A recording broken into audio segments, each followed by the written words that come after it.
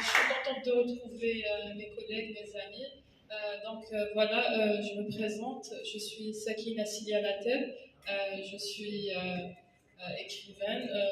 Je suis diplômée en biologie, en sciences humaines, en journalisme et en éducation spécialisée, d'où des ouvrages en littérature et en vulgarisation scientifique. Je suis aussi la présidente et la fondatrice de l'Union des écrivaines africaines, qui est une fondation internationale labellisée qui promeut la culture africaine et la littérature africaine. Voilà, nous sommes un peu partout en Afrique, en Europe et en Amérique latine, et nous faisons des actions de sensibilisation, d'éducation, de formation et des actions dirigées vers la femme pour son autonomie financière, pour qu'elle soit valorisée à travers l'Afrique.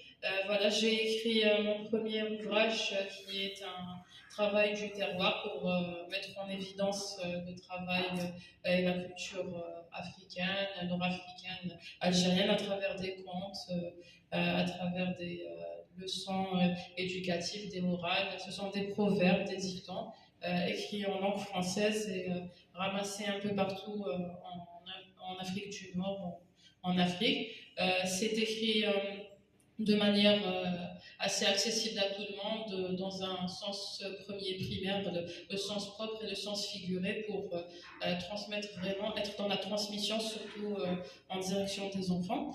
J'ai écrit aussi un ouvrage où je donne des recettes naturelles pour fabriquer soi-même son savon, son un après-shampoing, son gel douche, parce que j'ai remarqué à travers une enquête sur le terrain qu'il y avait beaucoup d'effets secondaires à la suite d'utilisation de produits industriels chimiques. Il y avait des gens qui souffraient d'eczéma, de cancer, de brûlures. Donc j'ai proposé une alternative naturelle avec des ingrédients sains, bio, pour que tout le monde y trouve son compte et ne pas avoir de réactions secondaires.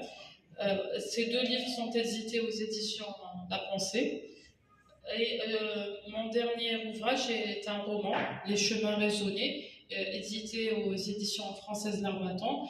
Et là, j'explore trois pistes, trois axes principaux, à savoir les relations humaines. Je parle de relations toxiques, comment éviter de rentrer dans l'engrenage des relations malsaines. Je parle aussi de développement, un petit peu de développement personnel, d'écologie, et je parle aussi des migrations, qui est un fléau qui est de plus en plus présent